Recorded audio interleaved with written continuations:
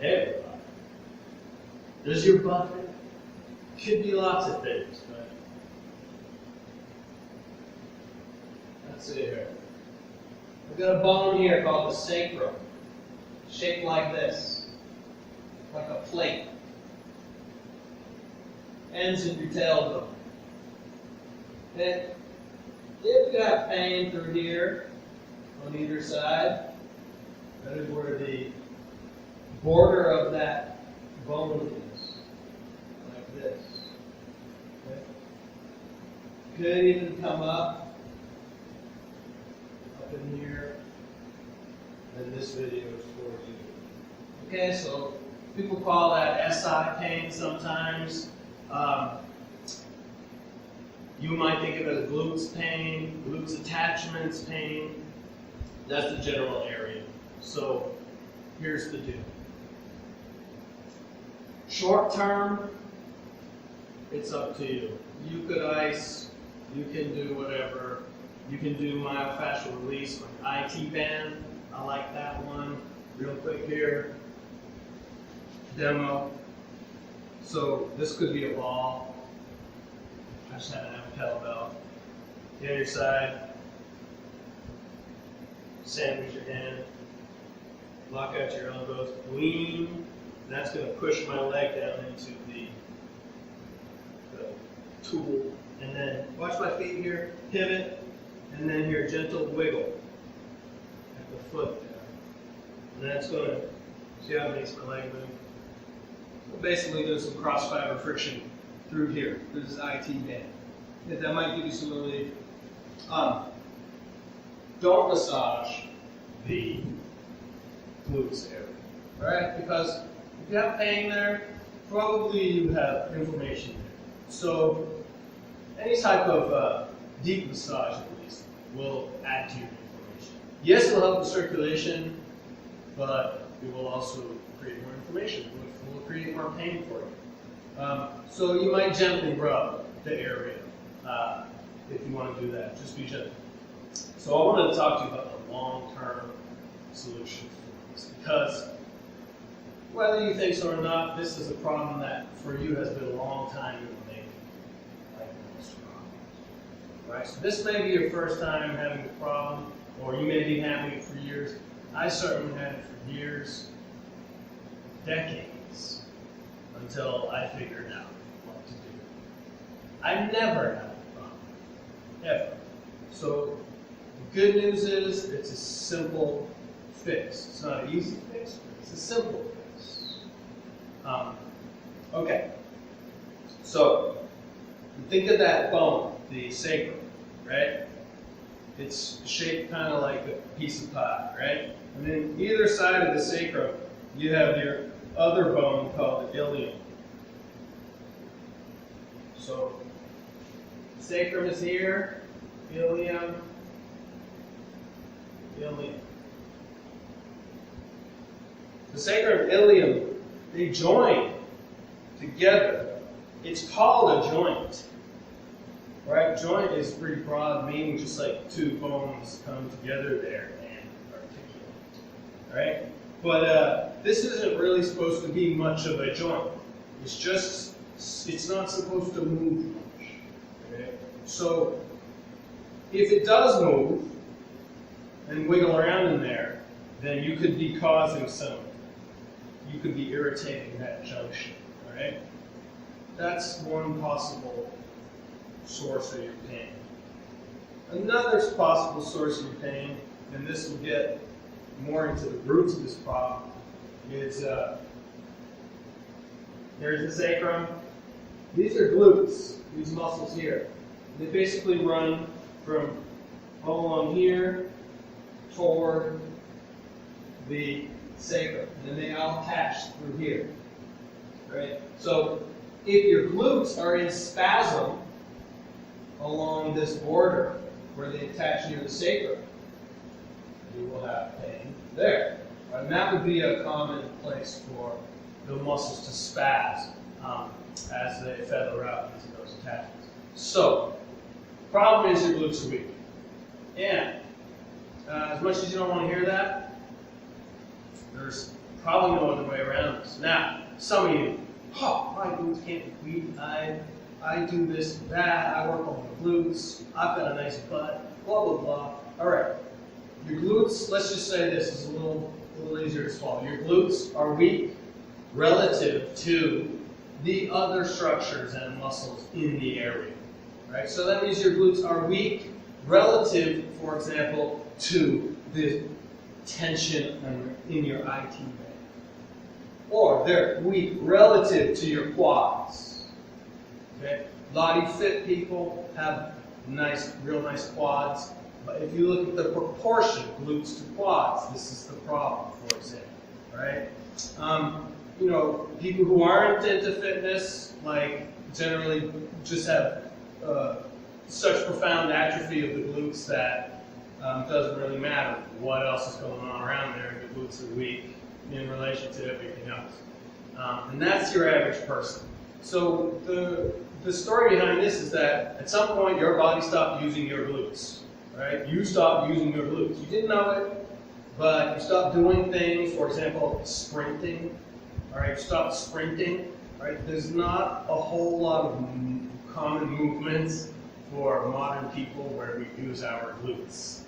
So you stopped using your glutes over time, and as they lost strength, your body wrapped it around it.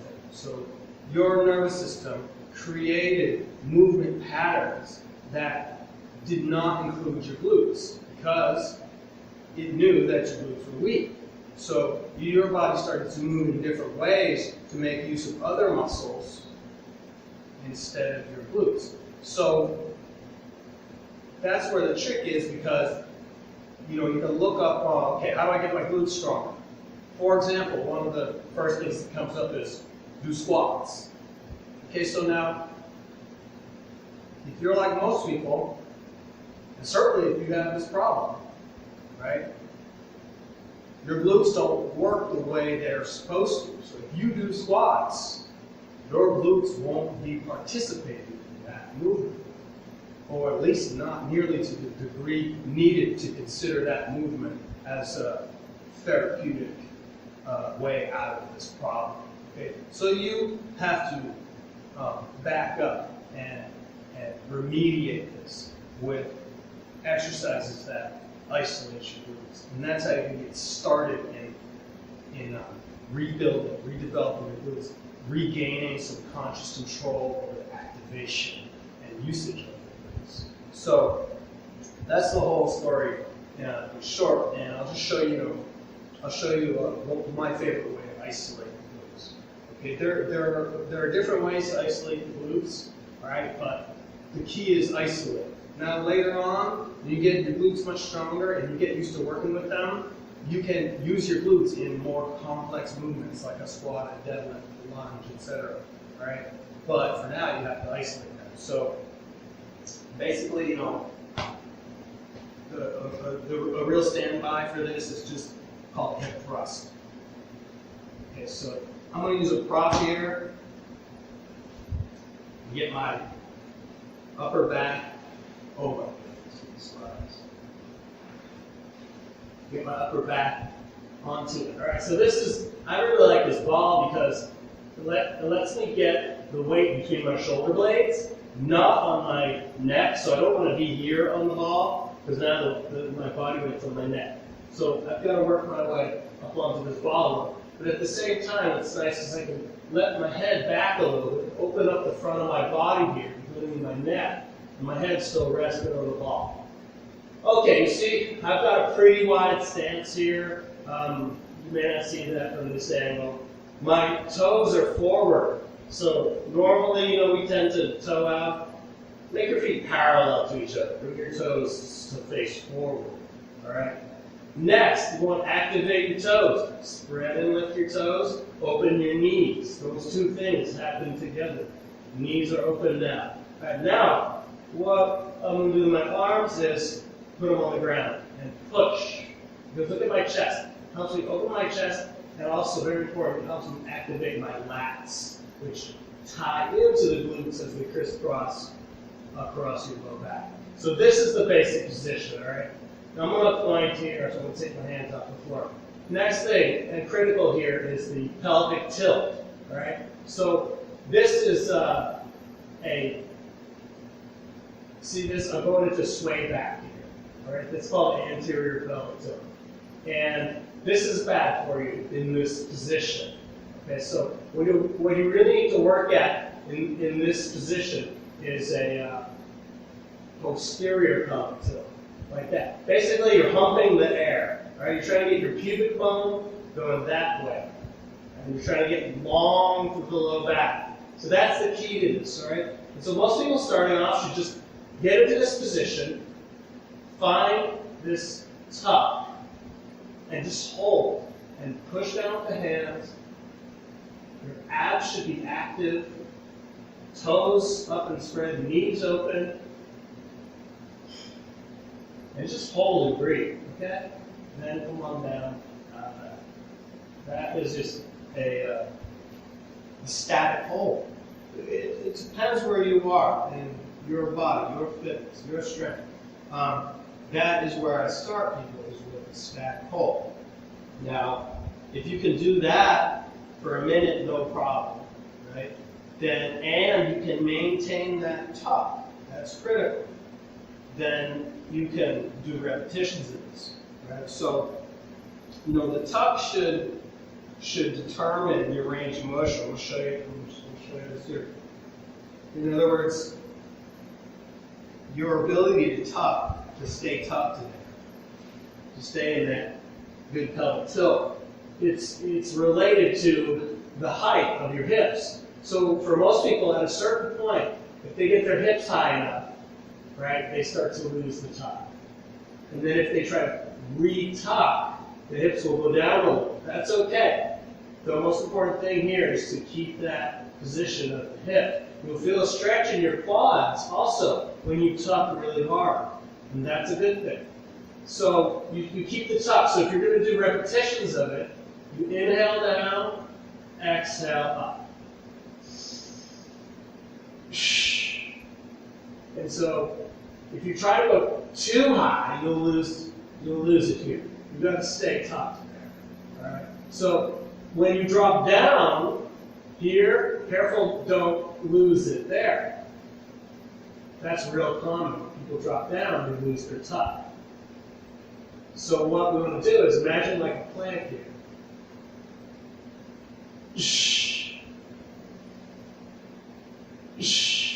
Much harder. So that's how you rep this out. And something also real nice to do there is take a band or a strap or even a belt or something, put it around your legs just below your knees.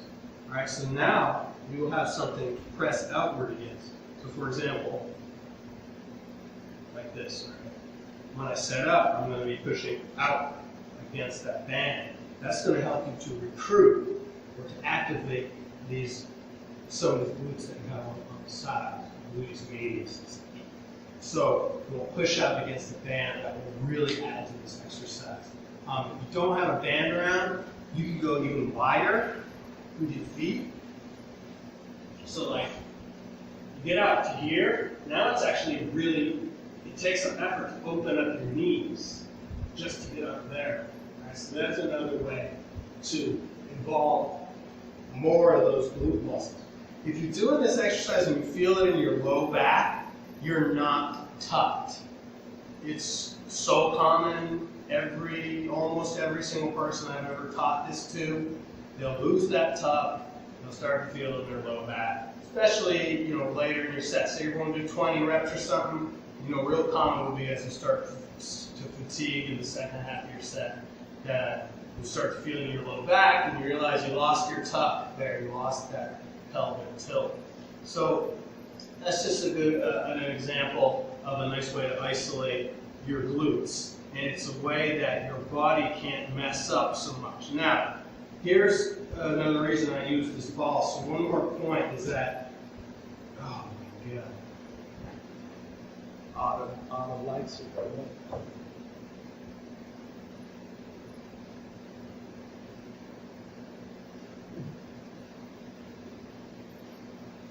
Okay.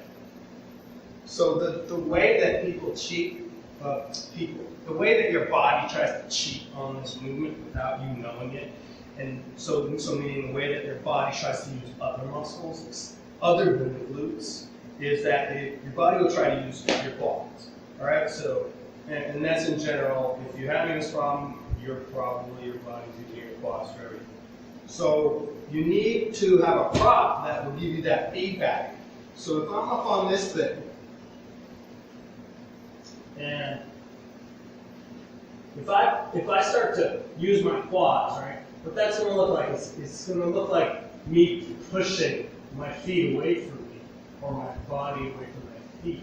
See? So if you're going like this, then you're using your quads. All right. So like, if you were going to do this exercise up against a nice weight bench, you get up on that weight bench, then this exercise isn't going to really work that well, because it's like you'll basically be leg pressing. It's like me pushing against the wall, right? This is like a wall sit. That's all quads, right? So you need something that'll move around on you and give you that feedback. You got to get your glutes super strong, way stronger than you thought you needed to, because unfortunately, they're probably way weaker than you thought they were. But the good news is that glute maximus, especially, one of the easiest, if not the easiest, muscle in the whole body to build. It responds incredibly quickly to hard work, right? So think of bodybuilding your glutes, and that's where you can start to recover permanently, long-term, from this problem. Good luck, and as always, shoot me any questions you have, and if you bug me enough, I might even make another video. What's up, everybody? This is a addendum. Already had a question about this, so I should have put it in the original video. Most people think that they should stretch their glutes when they have this problem. So, for example,